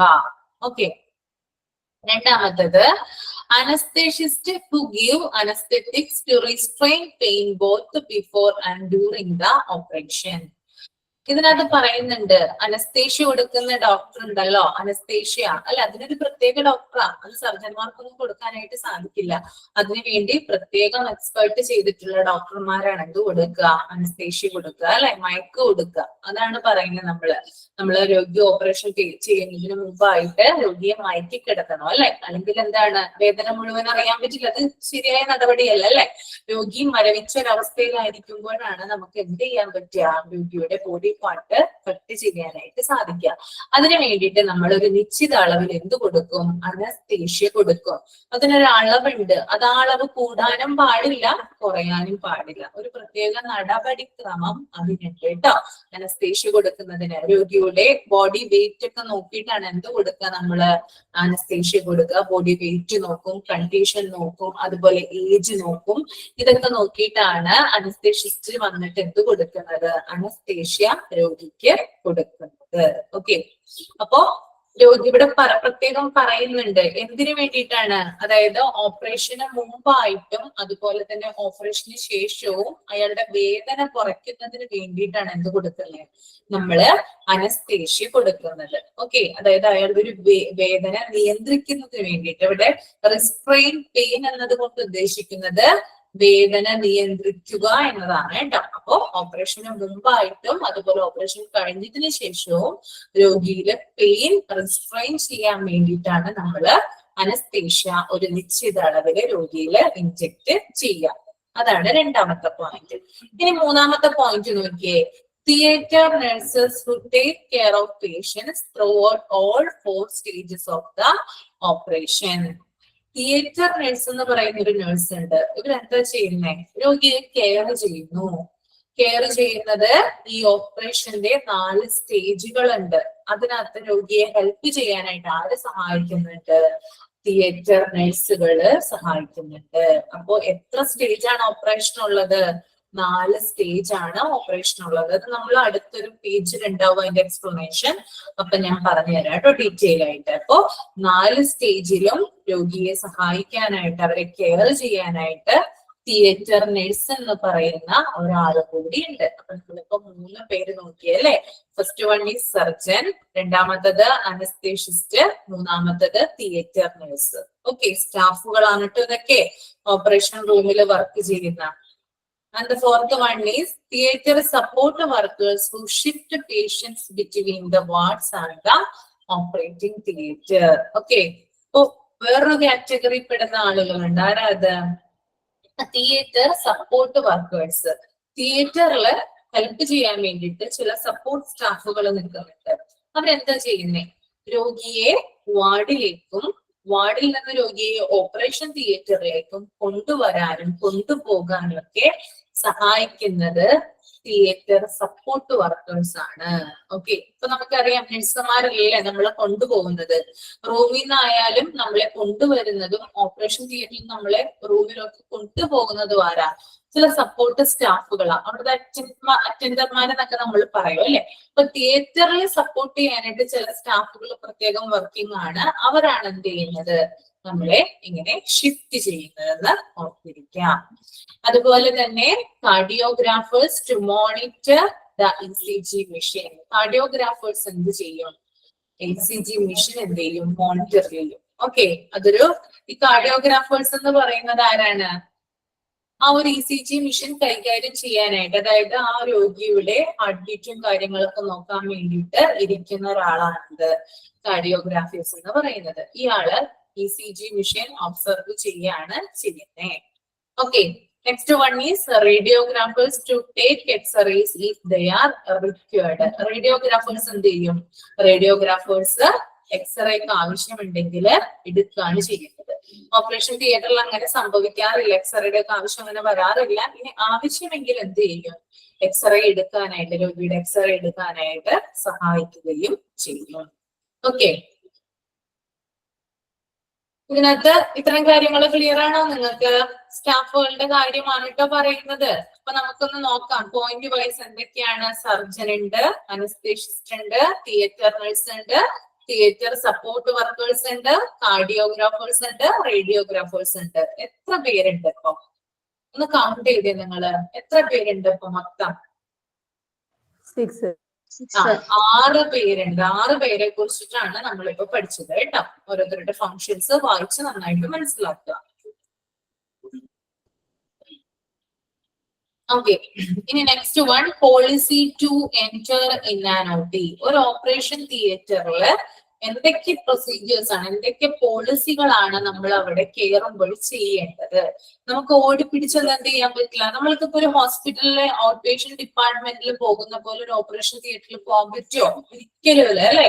അതിനവര് സമ്മതിക്കില്ല അല്ലെ. നമുക്ക് എന്താ പറയാ, ഒരു റെസ്ട്രിക്റ്റഡ് ഏരിയയാണ് എന്ത് ഓപ്പറേഷൻ തിയേറ്റർ എന്ന് പറയുന്നത്. കൂടുതലും പുറത്തുനിന്നുള്ള അണുബാധ തടയുന്നതിന് വേണ്ടിയിട്ടാണ് ആളുകളെ അധികം ഓപ്പറേഷൻ തിയേറ്ററിൽ എന്ത് ചെയ്യാത്തത്, എൻട്രി ചെയ്യിപ്പിക്കാത്തത്. അപ്പോ എൻട്രി ചെയ്യുന്നതിന് എന്തിട്ട് ചില പോളിസികൾ നമുക്ക് അവിടെ നോക്കണം. അപ്പൊ നോക്കാം എന്തൊക്കെയാണെന്ന് കേട്ടോ. First one is state the aim of your visit to OR personnel and show your ID. ആദ്യത്തേതെന്ന് പറയുന്നത്, നിങ്ങൾ ഓപ്പറേഷൻ തിയേറ്ററിൽ പോവുകയാണെങ്കിൽ നിങ്ങൾക്കൊരു പ്രത്യേക ലക്ഷ്യം ഉണ്ടായിരിക്കുമല്ലോ. ചിലപ്പോൾ നിങ്ങളുടെ എന്താ പറയാ പേഷ്യൻസിന്റെ, അതായത് റിലേറ്റീവ്സ് ആരെങ്കിലും കിടക്കുന്നുണ്ടാവാം, അല്ലെങ്കിൽ നിങ്ങളുടെ എന്താ പറയാ, ഇപ്പോ നിങ്ങൾ ആ ഒരു ഹോസ്പിറ്റലില് വർക്ക് ചെയ്യുന്ന ആരെങ്കിലും ആണെങ്കിൽ അവർക്ക് എന്തെങ്കിലും സഹായം എത്തിക്കാൻ വേണ്ടിയിട്ടായിരിക്കും നമ്മൾ ഓപ്പറേഷൻ റൂമിൽ പോവുക. അപ്പൊ അങ്ങനെ പോകുമ്പോൾ നിങ്ങളുടെ ഉദ്ദേശം അവിടെ വ്യക്തമാക്കണം. എന്തിനു വേണ്ടിയിട്ടാണ് അവിടെ വന്നിട്ടുള്ളതെന്ന് വ്യക്തമായിട്ട് എന്ത് ചെയ്യണം, ആ ഒരു ഓപ്പറേഷൻ റൂമിന്റെ ചാർജ് ഉള്ള ആളെ പറഞ്ഞ് ധരിപ്പിക്കണം. അതുകൂടാതെ നിങ്ങളിപ്പോ അവിടെ വർക്ക് ചെയ്യുന്ന ആളാണെങ്കിൽ നിങ്ങൾക്ക് ഒരു ഐഡിയ ഉണ്ടാവും അല്ലെ. ഓക്കെ, നിങ്ങളുടെ ഇതിൽ അവിടുന്ന് ഹോസ്പിറ്റലിൽ വർക്ക് ചെയ്യുന്ന ആള് എന്ന് കാണിക്കാനായിട്ട് നിങ്ങൾക്കൊരു പ്രത്യേക ഐഡി തന്നിട്ടുണ്ടായിരിക്കും. അത് അവരെ കാണിക്കുകയും വേണം. ഓക്കെ, അപ്പോ ഫസ്റ്റ് നിങ്ങളുടെ എയിം എന്താണെന്ന് വെളിപ്പെടുത്തുക. പിന്നെ എന്താണ്, നിങ്ങൾക്ക് ഐഡി ഉണ്ടെങ്കിൽ അതും എന്ത് ചെയ്യുക, കാണിക്കുകയും ചെയ്യുക, ഷോ ചെയ്യുക കേട്ടോ. രണ്ടാമത്തേത്, artificial nails, extenders and chipped nail polish protect more microorganism than hands and can possibly stain the sterile area, so avoid it. അതുപോലെ തന്നെ നമ്മൾ ഈ ഓപ്പറേഷൻ റൂമിലോട്ട് കയറുമ്പോൾ നമ്മുടെ കയ്യിൽ എന്തുണ്ടാവാൻ പാടില്ല, ആർട്ടിഫിഷ്യൽ നെയിൽസ് ഒന്നും നമ്മൾ യൂസ് ചെയ്യാനായിട്ട് പാടില്ല. ഓക്കെ, ആർട്ടിഫിഷ്യൽ നെയിൽസ്, അതുപോലെ തന്നെ എക്സ്റ്റൻഡേഴ്സ്, അതായത് നഖം നീട്ടി വളർത്തുന്ന ആ ഒരു ഇതുണ്ടല്ലോ, ആ സാധനം ഒന്നും എന്ത് ചെയ്യാൻ പറ്റില്ല, നമ്മൾക്ക് യൂസ് ചെയ്യാനായിട്ട് പാടില്ല. അതുപോലെ തന്നെ നെയിൽ പോളിഷ് നമ്മൾ എന്ത് ചെയ്യാൻ പാടില്ല, ഉപയോഗിക്കാൻ പാടില്ല ഓപ്പറേഷൻ തിയേറ്ററിൽ കടക്കുന്നതിന് മുമ്പായിട്ട്. ഇതൊക്കെ എന്ത് ചെയ്യണം, റിമൂവ് ചെയ്തിട്ടാണ് നമ്മൾ ഓപ്പറേഷൻ തിയേറ്ററിൽ എൻറ്റർ ചെയ്യേണ്ടത്. ഇതൊക്കെ ധരിച്ചാൽ എന്താണ്, കൂടുതൽ അണുക്കൾ എന്ത് ചെയ്യും, ഈ നഖത്തിന്റെ ഒക്കെ ഇടയിലായിട്ട്, നെയിലിന്റെ ഒക്കെ ഇടയിലായിട്ട് പറ്റിക്കേറി പിടിച്ചിട്ടുണ്ടാവും അല്ലെ. നമ്മള് ഇതൊന്നും അറിയുന്നുണ്ടല്ലോ, നമ്മൾക്ക് എന്താണ് കാണാൻ പറ്റില്ല അല്ലെ. അതായത് നമ്മളിങ്ങനെ നോക്കുമ്പോ എന്താ, നമ്മുടെ നഖം നല്ല ക്ലീനാ, പക്ഷെ എന്താ, അതിന്റെ ഉള്ളിൽ ധാരാളം അണുക്കള് ഉണ്ടാകും. ഇതെന്താണ്, ഇതും വെച്ചുകൊണ്ട് നമ്മൾ ഓപ്പറേഷൻ തിയേറ്ററിൽ ചെന്ന് കഴിഞ്ഞാൽ അവിടെ കിടക്കുന്ന രോഗി ഇൻഫെക്റ്റഡ് ആവാനുള്ള സാധ്യത കൂടുതലാണ്. അതുകൊണ്ട് ഇങ്ങനെയുള്ള കാര്യങ്ങൾ, ആർട്ടിഫിഷ്യൽ നെയിൽസ് ഒഴിവാക്കുക, എക്സ്റ്റൻഡേഴ്സ് ഒഴിവാക്കുക, അതുപോലെ തന്നെ നെയിൽ പോളിഷ്, ഈ കാര്യങ്ങളൊക്കെ ഒഴിവാക്കിയിട്ട് റിമൂവ് ചെയ്തിട്ട് വേണം നമ്മൾ ഓപ്പറേഷൻ തിയേറ്ററിലേക്ക് കടക്കാൻ വേണ്ടിയിട്ട്. ഓക്കെ, അതുപോലെ തന്നെ റിമൂവ് ഓൾ ജ്വല്ലറി, അതുപോലെ തന്നെ ജ്വല്ലറികൾ, നമ്മുടെ മാല, വള, കമ്മൽ, അങ്ങനെയുള്ള കാര്യങ്ങളൊന്നും എന്ത് ചെയ്യാൻ പാടില്ല, നമ്മള് യൂസ് ചെയ്യാൻ പാടില്ല. എവിടെ കയറുന്നതിന് മുമ്പായിട്ട്, ഓപ്പറേഷൻ തിയേറ്ററിൽ കയറുന്നതിന് മുമ്പായിട്ട് ഇതൊക്കെ എന്ത് ചെയ്യണം, നമ്മള് റിമൂവ് ചെയ്തിട്ട് വേണം നമ്മള് അങ്ങോട്ട് കടക്കാൻ. Okay, next, put on surgical clothes, top and bottom. Surgical clothes must be worn only in the surgical area. അതുപോലെ തന്നെ ആ ഒരു പ്രത്യേക റൂമിൽ, ഓപ്പറേഷൻ തിയേറ്ററിൽ നമ്മൾക്ക് കടക്കുന്നതിന് വേണ്ടിയിട്ട് നമുക്കൊരു സ്പെസിഫിക് ആയിട്ടുള്ള ഒരു ഡ്രസ്സ് അവർ തരും. ഓക്കെ, നിങ്ങൾ കണ്ടിട്ടുണ്ടാവും, ഒരു പച്ച കളറുള്ള ഡ്രസ്സ് ഇട്ടിട്ടാണ് എന്ത് ചെയ്യുന്നത്, രോഗിയെ കാണാനായിട്ട് നമ്മളെ കയറ്റുന്നത്. അപ്പൊ അവര് പറയും എന്തിനു വേണ്ടിയിട്ടാണ്, ഇൻഫെക്ഷൻ കൂടുതൽ ഉണ്ടാവാനുള്ള ചാൻസ് ഉണ്ട്, അതുകൊണ്ടാണ് ഇത് ധരിക്കേണ്ടതെന്ന് പറയും. ഓക്കെ, മൂവിയിലൊക്കെ നിങ്ങൾ കാണാറുള്ളതാണ് ഇതൊക്കെ. ഇതൊക്കെ ഒന്ന് നിങ്ങളൊന്ന് റിവൈൻഡ് ചെയ്താൽ മതി ഇങ്ങനെയുള്ള കാര്യങ്ങളൊക്കെ കേട്ടോ. അപ്പൊ ആ ഒരു പ്രത്യേക ഡ്രസ്സ് ഉണ്ട്, ടോപ്പ് ആൻഡ് ബോട്ടം ഉൾപ്പെടുന്നത്. അത് നമ്മൾ എന്ത് ചെയ്യണം, ധരിച്ചിട്ട് വേണം നമ്മൾ ആ ഒരു പ്രത്യേക സർജിക്കൽ ഏരിയയിലോട്ട് എൻറ്റർ ചെയ്യാനായിട്ട്. Okay, next one is cover the shoe as per agency policy, also to cover head. Caps are used, surgical mask also per policy. നമ്മൾ എന്ത് ചെയ്യണം? കവർ ഷൂസ് ധരിക്കണം. ഓക്കെ, പ്രത്യേക കാര്യങ്ങൾ ഉണ്ടല്ലേ. ഞാൻ കഴിഞ്ഞ ക്ലാസ്സിൽ പറഞ്ഞു ഐ ഷീൽഡ് ഉണ്ട്, അതുപോലെ തന്നെ ക്യാപ്പുകൾ ഉണ്ട്. ഐ ഷീൽഡ്, ക്യാപ്പുകള്, അതുപോലെ തന്നെ ഡ്രസ്സ്, ഇതൊക്കെ ധരിച്ചിട്ട് വേണം എന്ത് ചെയ്യണം. അതുപോലെ തന്നെ ഇവിടെ ഫേസ് കവർ ചെയ്യാനായിട്ടുള്ള ഒരു പ്രത്യേക തരം മാസ്കുകൾ ഉണ്ട്. ഇങ്ങനെയുള്ള കാര്യങ്ങളൊക്കെ ധരിച്ചിട്ട് വേണം നമ്മൾ ആ ഒരു ഓപ്പറേഷൻ തിയേറ്ററിലേക്ക് ചെല്ലാൻ വേണ്ടിയിട്ട്. Okay, next one is perform a surgical hand scrub as per agency policy. Surgical hand scrubs reduce the bacterial count on hands before applying sterile gloves. Okay, അതായത് നമ്മള് ഹാൻഡ് വാഷ് എന്താണ് നേരായ രീതിയിൽ നല്ല രീതിയിൽ ഹാൻഡ് സ്ക്രബ് ചെയ്യണം ഇവിടെ പറയുന്നുണ്ട്. നമ്മള് ഗ്ലൗസ് ധരിക്കുന്നതിന് മുമ്പായിട്ട് ഓപ്പറേഷൻ തിയേറ്ററിലേക്ക് കടക്കുന്നതിന് മുമ്പ് നമ്മൾ എല്ലാ വസ്തുക്കളും ധരിക്കുമല്ലോ, വിയർ ചെയ്യുമല്ലോ. അപ്പൊ അതിന്റെ കൂട്ടത്തിൽ നമ്മൾ ഹാൻഡില് എന്തിടും? ഗ്ലൗസ് ഇടും. ഈ ഗ്ലൗസ് ഇടുന്നതിന് മുമ്പായിട്ട് നമ്മള് പ്രോപ്പർ ആയിട്ടുള്ള രീതിയിൽ ഹാൻഡ് സ്ക്രബ് ചെയ്തിരിക്കണം എന്ന് പറയുന്നുണ്ട്. ഓക്കെ, ഹാൻഡ് സ്ക്രബ് എങ്ങനെയാ ചെയ്യുന്നത്? ആർക്കെങ്കിലും അറിയാമോ ഹാൻഡ് സ്ക്രബ് ചെയ്യുന്നത്? എങ്ങനെയാ ഹാൻഡ് സ്ക്രബ്? നമ്മളൊരു ഓപ്പറേഷൻ തിയേറ്ററിലൊക്കെ കിടക്കുകയാണെങ്കിൽ എങ്ങനെയാണ് നമ്മൾ ഹാൻഡ് സ്ക്രബ് ചെയ്യേണ്ടത്?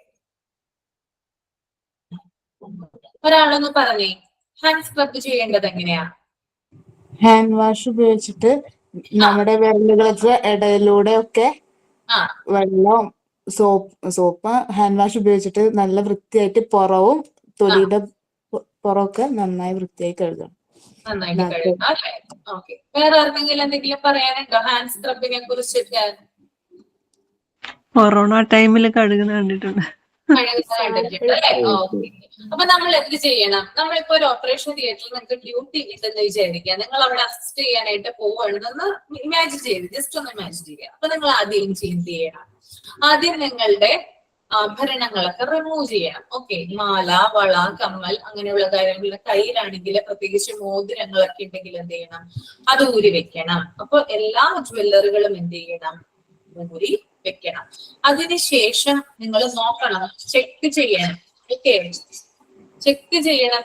നിങ്ങളുടെ കയ്യില് നെയിൽ പോളിഷോ എന്തെങ്കിലും കാര്യങ്ങൾ നിങ്ങൾ ഇട്ടിട്ടുണ്ടോ എന്ന് ചെക്ക് ചെയ്യണം. ഓക്കെ, ഇത് നമ്മൾ യൂഷ്വലി ചെയ്യുന്ന ഹാൻഡ് വാഷ് അല്ല കേട്ടോ. ഓപ്പറേഷൻ റൂമിൽ നമ്മൾ പോകുമ്പോൾ നമ്മൾ ശ്രദ്ധിക്കേണ്ട ഹാൻഡ് വാഷ് ആണ് ഞാൻ പറയുന്നത് കേട്ടോ. അപ്പോ നെയിൽ പോളിഷ് എന്ത് ചെയ്യണം? നമ്മള് കളഞ്ഞിരിക്കണം. ഓക്കെ, അതൊന്ന് ചെക്ക് ചെയ്യണം. പിന്നെ എക്സ്റ്റൻഡേഴ്സോ മറ്റൊക്കെ ഉണ്ടെങ്കിൽ എന്താണ് അതൊക്കെ ഒന്ന് എന്ത് ചെയ്യണം? റിമൂവ് ചെയ്യേണ്ടതായിട്ടുള്ള ആവശ്യം വരും. ഇനി നമ്മള് ക്യാപ്പുകള് മ്യൂട്ട് ചെയ്യട്ടോ. ഷിയാസ് MKD മ്യൂട്ട് ചെയ്യട്ടോ. ക്യാപ്പുകളും കാര്യങ്ങളൊക്കെ നമ്മളൊന്ന് വെക്കണം. ഓക്കെ, ക്യാപ്പുകൾ വെക്കണം, ഐ ഷീൽഡ് വെക്കണം. ഇതൊക്കെ വെച്ചിട്ട് നമ്മൾ എന്ത് ചെയ്യണം? നേരെ ഹാൻഡ് വാഷ് ചെയ്യുന്ന സ്ഥലത്തേക്ക് നമ്മൾ പോകണം. ഓക്കെ, ഇപ്പൊ നമ്മള് ലെഫ്റ്റ് ഹാൻഡ് ആണ് എടുക്കുന്നതെന്ന് വിചാരിക്കുക. ലെഫ്റ്റ് ഹാൻഡ് എടുക്കുമ്പോൾ ആദ്യം നമ്മള് ആ സ്ക്രബ് എന്ന് പറയുന്ന ഒരു പ്രത്യേക ഉപകരണം ഉണ്ടല്ലോ. എന്താണ്? വാഷ് ചെയ്യാൻ വേണ്ടിയിട്ട് അല്ലെ, നമ്മളുടെ കൂടുതലായിട്ട് നമ്മളെ പ്രൊട്ടക്ട് ചെയ്യാൻ വേണ്ടിയിട്ടാണ് ആ സ്ക്രബ് ഉപയോഗിക്കുന്നത്. ആ സ്ക്രബ് എടുത്തിട്ട് എന്ത് ചെയ്യണം? ആദ്യം നെയിലില് ഫസ്റ്റ് സ്റ്റെപ്പാണ്. നെയിലിൽ എന്ത് ചെയ്യണം? എല്ലാ നെയിലിലും എന്ത് ചെയ്യണം? ഇത് ഒരു 10 ടൈംസ് എന്ത് ചെയ്യണം? നന്നായിട്ട് ഉരച്ച് കഴുകണം. ഓക്കെ, 10 ടൈംസ് നെയിലാണ് ആദ്യം അപ്ലൈ ചെയ്യേണ്ടത്. അതിനുശേഷം പിന്നീട് എങ്ങോട്ടാ വരുന്നേ? പിന്നീട് നമ്മുടെ കൈപ്പത്തി ഉണ്ടല്ലോ, ഈ ഒരു ഭാഗം. ഫസ്റ്റ് ഈ നെയിൽ കേട്ടോ, ആദ്യം നെയിലാണ്. പിന്നീട് നമ്മുടെ ഈ കൈപ്പത്തി ഉണ്ടല്ലോ, ആ കൈപ്പത്തിയിൽ എന്ത് ചെയ്യുക? നന്നായിട്ട് സ്ക്രബ് ചെയ്യുക. ഒരു 10 ടൈംസ് തന്നെ എന്ത് ചെയ്യുക? സ്ക്രബ് ചെയ്യുക. ഓക്കെ, പിന്നീട് നേരെ ഈ ഭാഗത്തോട്ട് വരിക. ഓക്കെ, പിന്നീട് എങ്ങോട്ടാ വരിക? ഈ ഭാഗത്തോട്ട് വരണം. ഓക്കെ, അവിടെ എന്ത് ചെയ്യുക? 10 ടൈംസ് സ്ക്രബ് ചെയ്യുക. ഓക്കെ, അതുകൂടാതെ അതിനുശേഷം പിന്നീട് എന്ത് ചെയ്യണം? നമ്മള് വിരലിന്റെ അടിയിൽ കണ്ട ഈ ഭാഗത്തുണ്ടല്ലോ, വിരലിന്റെ കറ്റുണ്ടല്ലോ, അതിന്റെയൊക്കെ ഇടയിൽ എന്ത് ചെയ്യണം? ഈ സ്ക്രബ് കൊണ്ടൊന്ന് ഉരയ്ക്കണം. അതിനുശേഷമാണ് ഫിംഗർ ടിപ്സിനിടയിൽ എന്ത് ചെയ്യേണ്ടത്? നമ്മള് സ്ക്രബ് യൂസ് ചെയ്യേണ്ടത്. ഓക്കെ, ഫിംഗറിന്റെ ഇടയിൽ എന്ത് ചെയ്യണം? ഓരോ ഫിംഗറിന്റെ ഇടയിലായിട്ട് ഒരു 30 ടൈംസ് എന്ത് ചെയ്യണം? നമ്മള് നല്ല രീതിയിൽ സ്ക്രബ് ചെയ്യണം. അതിനുശേഷം നേരെ നമ്മൾ താഴേക്ക് വരണം. ഓക്കെ, ഈ ഒരു ഭാഗത്തേക്ക് വരണം. ഇവിടെ നന്നായിട്ട് എന്ത് ചെയ്യണം? നമ്മൾ സ്ക്രബ് ചെയ്യണം. ഫിംഗറിന്റെ ഇടയിൽ നിന്ന് ഞാൻ പറഞ്ഞു, അതായത് ഈ ഒരു ഭാഗത്തൊക്കെ എന്താണ് 13 ടൈംസ് എന്ത് ചെയ്യണം, നമ്മൾ ഇങ്ങനെ സ്ക്രബ് ചെയ്യണം. ഓക്കെ, ഓരോ ഫിംഗറിന്റെ ഇടയിൽ. അതിനുശേഷം ഇങ്ങോട്ട് വരണം, ഈ ഒരു ഭാഗത്തോട്ട്. കാണുന്നുണ്ടോ നിങ്ങൾക്ക്? Yes ma'am. ഈ ഒരു ഭാഗത്തോട്ട് നന്നായിട്ട് എന്ത് ചെയ്യണം, സ്ക്രബ് ചെയ്യണം. ഓക്കെ, അതിനുശേഷം നേരെ താഴേക്ക് വരണം കേട്ടോ, ഇങ്ങോട്ട് വരണം. ഓക്കെ, ഇങ്ങോട്ട് വരണം. അതിനുശേഷം ഈ മുട്ടിന്റെ ഈ ഒരു ആംഗിൾ ഉണ്ടല്ലോ, ഇവിടം വരെ നമ്മൾ സ്ക്രബ് ചെയ്യണം. ഓക്കെ, വെറുതെ കൈ മാത്രമല്ല സ്ക്രബ് ചെയ്യേണ്ടത്, നമ്മുടെ കൈമുട്ടിന്റെ ആംഗിൾ ഉണ്ടല്ലോ, അവിടം വരെ നമ്മൾ എന്ത് ചെയ്യണം, നന്നായിട്ട് സ്ക്രബ് ചെയ്യണം. ഇത് തന്നെ നമ്മൾ റൈറ്റ് ഹാൻഡിലും ചെയ്യണം. അപ്പൊ ഇതാണ് ഓപ്പറേഷൻ തിയേറ്ററിൽ കടക്കുന്നതിന് മുമ്പായിട്ടുള്ള സ്ക്രബിംഗ് മെത്തേഡ്സ് എന്ന് പറഞ്ഞാൽ. ഓക്കെ, ക്ലിയർ ആയെന്ന് വിശ്വസിക്കുന്നു കേട്ടോ. എന്നിട്ട് നന്നായിട്ട് വാഷ് ചെയ്യണം. കുറെ നേരം എന്ത് ചെയ്യണം, അതായത് ഈ കൈ കഴുകുന്ന സ്ഥലം ഉണ്ടല്ലോ, വെള്ളത്തിന്റെ അടിയിൽ കൊണ്ടുപോയി ഇങ്ങനെ വെക്കണം. കാരണം മൊത്തം ഇതും പോണല്ലോ. രണ്ട് കൈയും എന്ത് ചെയ്യണം, കുറെ നേരം അവിടെ വെച്ചതിന് ശേഷം റിമൂവ് ചെയ്യുക. ഓക്കെ, എന്നിട്ട് നമ്മൾക്ക് എന്ത് ചെയ്യാം, ഓപ്പറേഷൻ തിയേറ്ററിലോട്ട് നന്നായി തുടയ്ക്കണം കേട്ടോ. തുടച്ചതിന് ശേഷം ഓപ്പറേഷൻ തിയേറ്ററിലോട്ട് നമ്മൾ എൻറ്റർ ചെയ്യും. ഓക്കെ, ഇപ്പൊ ക്ലിയർ ആയെന്ന് കരുതുന്നു കേട്ടോ. എന്തെങ്കിലും ഡൗട്ടും കാര്യങ്ങളും ഉണ്ടെങ്കിൽ ചോദിച്ചോളൂ കേട്ടോ. ഇത്രയും വരെ എടുക്കുന്നുള്ളൂ കേട്ടോ. എന്നാ മാം, ഇത് ഓപ്പറേഷൻ ചെയ്യുന്ന പേഷ്യന്റിന്റെ കാര്യമല്ല, കാണാം വിസിറ്റേഴ്സിന്റെ കാര്യമാണ് പറഞ്ഞത്. നമ്മളിപ്പോ അവിടെ കിടക്കാണ്, പേഷ്യന്റെ കാര്യമല്ല പറയുന്നത്. അതായത് നമ്മൾ അസിസ്റ്റ് ചെയ്യുന്നുണ്ടെങ്കിലോ അല്ലെങ്കിൽ നമ്മൾ അവിടേക്ക് കടക്കുവാണെങ്കിലോ നമ്മൾ ചെയ്യേണ്ട കാര്യം. ഓക്കെ, ക്ലിയർ ആയോ ഫാത്തിമ? Yes ma'am. ഓക്കെ, എന്തെങ്കിലും ഡൗട്ട് ഉണ്ടോ? ഇത്രയും എടുത്തതിൽ എന്തെങ്കിലും ഡൗട്ട് ഉണ്ടോ ആർക്കെങ്കിലും? എന്തെങ്കിലും ഡൗട്ട് ഉണ്ടെങ്കിൽ പറയാം കേട്ടോ. നമ്മൾ നേരത്തെ എഴുതിയ നോട്ട്സുമായി ബന്ധപ്പെട്ടിട്ടോ അല്ലെങ്കിൽ വായിച്ച ഭാഗങ്ങളുമായി ബന്ധപ്പെട്ടിട്ടോ എന്തെങ്കിലും ഡൗട്ട് ഉണ്ടെങ്കിൽ ചോദിക്കാം. ഇല്ല, മാം, സ്ക്രബ് ചെയ്യുന്ന രീതി നോട്ടിൽ എഴുതണോ? എന്താ സ്ക്രബ് ചെയ്യുന്ന രീതി നോട്ട്ബുക്കിൽ എഴുതി വെക്കണോ? ഇല്ല, അത് നിങ്ങൾ ജസ്റ്റ് മനസ്സിലാക്കി വെച്ചാൽ മതി. നിങ്ങൾക്ക് എനിക്ക് തോന്നുന്നു ഇതൊരു ചാപ്റ്റർ ഉണ്ടെന്ന് തോന്നുന്നു, സ്ക്രബിങ് ഇതുമായി ബന്ധപ്പെട്ടിട്ട് കേട്ടോ. അപ്പൊ അതിനകത്ത് ഉണ്ടാകും. ഓക്കെ, അല്ലെങ്കിൽ ഞാൻ പറഞ്ഞു തരാം പിന്നീട്. അപ്പൊ ഇത് ജസ്റ്റ് ഒന്ന് മനസ്സിലാക്കി മാത്രം വെച്ചാൽ മതി. ആദ്യം കുറച്ച് കാര്യങ്ങൾ പറഞ്ഞാൽ, ആദ്യം നെയില്, പിന്നീട് ഈ ഭാഗത്ത്, അതിനുശേഷം പുറത്ത്, പിന്നെ നഖത്തിന്റെ ഇടയിലായിട്ട്, പിന്നെ ഫിംഗറിന്റെ ഇടയില്, പിന്നെ നേരെ നമ്മള് ഈ ഒരു ഭാഗത്ത് ആംഗിൾ വരെ, മുട്ടിന്റെ ആംഗിൾ വരെ എന്ത് ചെയ്യുന്നുണ്ട്, നമ്മള് ഈ ഒരു സ്ക്രബ് മെത്തേഡ് യൂസ് ചെയ്യുന്നുണ്ട്. ഓക്കെ ഓക്കെ, അപ്പോ ഇത്രയും കാര്യങ്ങളില് ആർക്കും ഒരു ഡൗട്ടും ഇല്ലെന്നാണ് പറയുന്നത് അല്ലെ? അപ്പൊ ഒരാളൊന്ന് പറഞ്ഞു, ഇത്രയും കാര്യങ്ങൾ ഞാൻ ഇത്രയും കാര്യങ്ങൾ എടുത്തല്ലോ, അതൊന്ന് പറഞ്ഞു, ഒന്ന് ഷോർട്ടായിട്ട് ഒന്ന് കൺക്ലൂഡ് ചെയ്തേ. ആരാ പറയാ?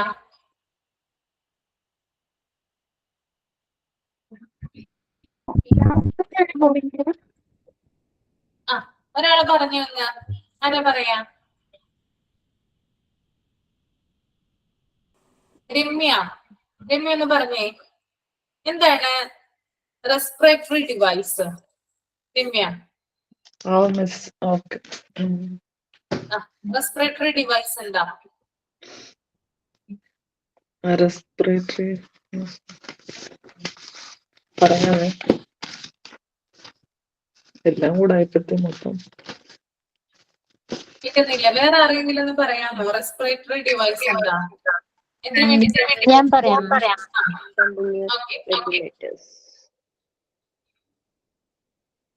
രമ്യ പറഞ്ഞോളൂ. രമ്യ പൊന്നൂസ്. കണ്ടിന്യൂസ് വെന്റിലേറ്റേഴ്സ്, പിന്നെ mechanically controls for helps patient breathing while delivering to set amount oxygen.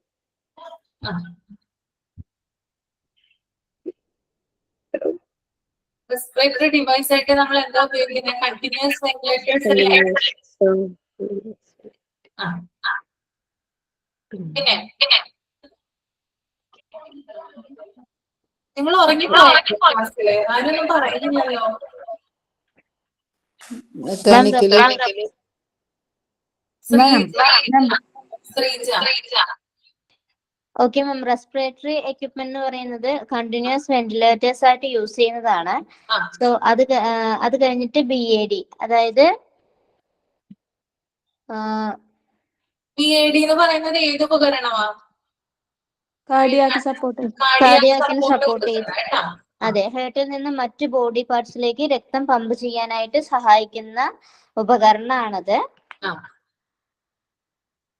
And cardiac PAD cardiac support കൊടുക്കുന്നതാണ്. അടുത്തത് ഏതാ? റെസിസ്റ്റേഷൻ എക്യുപ്മെന്റ് ഏതാ അതിന് എക്സാമ്പിൾ ആയിട്ട് വരുന്നത്? Oxygen mask, mask, reservoir bag. അതായത് ഓക്സിജൻ മാസ്ക് എന്ന് പറയുന്നത് മുഖത്തിൽ വെക്കുന്ന ഇതാണ്. ഓക്സിജൻ മാസ്ക് എന്ന് പറയുന്നത് ഓക്സിജൻ കിട്ടാൻ വേണ്ടിയിട്ട്. റിസർവെയർ ബാഗ് എന്ന് പറയുമ്പോൾ ഒരു രോഗിക്ക് ശ്വസിക്കാനുള്ള ആവശ്യം കൂടാതെ കുറച്ചുകൂടെ ഓക്സിജൻ വേണ്ടി വരുന്ന സമയത്ത് ഈ ബാഗിൽ നിന്നാണ് ഓക്സിജൻ നമ്മൾ കൊടുക്കുന്നത്. And pocket mask and one way valve. അത് കഴിഞ്ഞിട്ട് ഓട്ടോമാറ്റഡ് എക്സ്റ്റേണൽ ഡെഫിബ്രിലേറ്റർ. അതായത് പെട്ടെന്നുള്ള സഡൻ കാർഡിയാക് അറസ്റ്റ് ഒക്കെ വരുന്ന സമയത്ത് നമ്മള് രോഗിയുടെ നെഞ്ചത്ത് വെച്ചിട്ട് ഈ ഒരു സാധനം വെച്ചിട്ട് ഇങ്ങനെ പൊക്കുന്ന സമയത്ത് നമുക്ക് സഡൻ ആയിട്ട് അവർക്ക് വരുന്ന ചേഞ്ച്, ചാടി പോകുന്ന രീതിയിൽ പെട്ടെന്ന് ഓക്സിജൻ കിട്ടാൻ വേണ്ടിയിട്ടൊക്കെ യൂസ് ചെയ്യുന്നതിനെയാണ് നമുക്ക് ഓട്ടോമാറ്റഡ് എക്സ്റ്റേണൽ ഡെലിബ്രേറ്റർ എന്ന് പറയുന്നത്. അതായത് AED. കാർഡിയാക് അറസ്റ്റിനാണ് കൂടുതലായിട്ടും അത് യൂസ് ചെയ്യുന്നത്. പിന്നെ പേഷ്യന്റ് മോണിറ്റേഴ്സ്, അതായത് ECG machine, body temperature machine, respiratory machines എന്നതൊക്കെ വരും പേഷ്യന്റ് മോണിറ്റേഴ്സ് ചെയ്യുന്ന ഉപകരണങ്ങൾ എന്ന് പറയുന്ന സമയത്ത്. സോ അത് കഴിഞ്ഞതിന് ശേഷം ഡയഗ്നോസ്റ്റിക് ടൂൾസ്, സ്റ്റെതസ്കോപ്പ്, രോഗം നിർണ്ണയിക്കാൻ അല്ലെങ്കിൽ രോഗത്തിനെ കുറിച്ച് കൂടുതൽ അറിയാനായിട്ട് നമുക്ക് സ്റ്റെതസ്കോപ്പ് യൂസ് ചെയ്യുന്നുണ്ട്. പിന്നെ BP ചെക്ക് ചെയ്യാനുള്ള ആ ഒരു ഉപകരണം സ്പെഗ്നോമീറ്റേഴ്സ്, സിഗ്നോമാനോമീറ്റേഴ്സ്, പിന്നെ പൾസ് ഓക്സിമീറ്റർ അതും യൂസ് ചെയ്യുന്നുണ്ട്. പിന്നെ നമ്മൾ വന്നത് സം ഓഫ് ദ വർക്ക് സ്റ്റാഫിനെ കുറിച്ചിട്ടാണ് പറഞ്ഞത്. ഓപ്പറേഷൻ തിയേറ്ററിൽ ഉള്ള സ്റ്റാഫ്സിനെ കുറിച്ചിട്ടാണ് പറഞ്ഞത്. ആദ്യം തന്നെ സർജൻസ് ആണുള്ളത്. സർജൻസ് ഓപ്പറേഷൻ തിയേറ്ററിൽ ഓപ്പറേഷൻ ചെയ്യാനായിട്ട് സർജൻസ് ഉണ്ടാവും. പിന്നെ അനസ്തേഷ്യ കൊടുക്കാനായിട്ട് അനസ്തേഷ്യനിസ്റ്റ് ഉണ്ടാവും. അതായത് ബിഫോർ ആൻഡ് ആഫ്റ്റർ ഡെലിവറി അവരുടെ വേദന കുറയ്ക്കാൻ സഹായിക്കുന്നതാണ്. മാത്രമല്ല ആ ഒരു പേഷ്യന്റിന്റെ വെയിറ്റ്, ഹൈറ്റ്, അല്ലെങ്കിൽ അവരുടെ രോഗത്തെ അങ്ങനെ കുറച്ച് കാര്യങ്ങൾ അനുസരിച്ചിട്ട് നോക്കിയിട്ടായിരിക്കും അനസ്തേഷ്യന്റെ അളവും കാര്യങ്ങളും തീരുമാനിച്ച് അവർക്ക് മാത്രമേ, അതിൽ സ്പെഷ്യലൈസ് ചെയ്തിട്ടുള്ള ഒരാൾക്ക് മാത്രമേ അനസ്തേഷ്യ കൊടുക്കാനായിട്ട് സാധിക്കുള്ളൂ. അങ്ങനെ അതാണ് ആ ഒരു ആളും കൂടി ഉണ്ടാവും. പിന്നെ 4 സ്റ്റേജിലും ഹെൽപ്പ് ചെയ്യാനായിട്ട് ഓപ്പറേഷൻ തിയേറ്ററിൽ നഴ്സസ് ഉണ്ടാവും. അത് കഴിഞ്ഞതിന് ശേഷം സപ്പോർട്ട് ചെയ്യാനായിട്ട് നഴ്സിനും അല്ലെങ്കിൽ ഓപ്പറേഷൻ തിയേറ്ററിൽ സപ്പോർട്ട് ചെയ്യാനായിട്ട് കുറച്ച് വർക്കേഴ്സ് ഉണ്ടാവും. അറ്റൻഡേഴ്സ് എന്നൊക്കെ പറയും. വർക്കേഴ്സ് ഉണ്ടാവും. അവരാണ് രോഗിയെ ഷിഫ്റ്റ് ചെയ്യാനായിട്ട് സഹായിക്കുന്നത്. പിന്നെ ECG മിഷൻ കൈകാര്യം ചെയ്യും, ഒബ്സർവ് ചെയ്യാനായിട്ടുള്ള കാർഡിയോഗ്രാഫേഴ്സ് ഉണ്ടാവും. പിന്നെ റേഡിയോഗ്രാഫേഴ്സ്, രോഗിക്ക് എക്സ്റേ വല്ലതും എടുക്കാനായിട്ട് വേണമെന്നുണ്ടെങ്കിൽ കാർഡിയോഗ്രാഫേഴ്സും കൂടെ അവിടെ ഉണ്ടാവും എന്നാണ് പറയുന്നത്. ഇതാണ് ഓപ്പറേഷൻ തിയേറ്ററിന്റെ ഇമ്പോർട്ടന്റ് ആയിട്ടുള്ള സ്റ്റാഫ്സ് എന്ന് പറയുന്നത്, ഒഴിച്ചുകൂടാൻ പറ്റാത്തത്. Very good Sreeja. Thank you ma'am. Next policy എന്താണ്? ഫാത്തിമേ, പോളിസി എന്ന് പറഞ്ഞേ. ഞാൻ എടുത്തത് വരെയുള്ള policy to enter in an OT operation theatre. Fathima ബത്തൂൾ.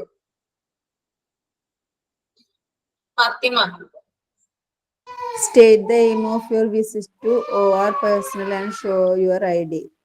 അതായത് പിന്നെ വിസിറ്റ് ചെയ്യുന്ന ആൾക്കാർ എന്തിനാണ് വിസിറ്റ് ചെയ്യുന്നുള്ളത്, വിസിറ്റ് ചെയ്യുന്നതിന്റെ ഉദ്ദേശം പറയണം. പിന്നെ അവരെ കയ്യിൽ ID കാർഡ് അതും കാണിച്ചു കൊടുക്കണം.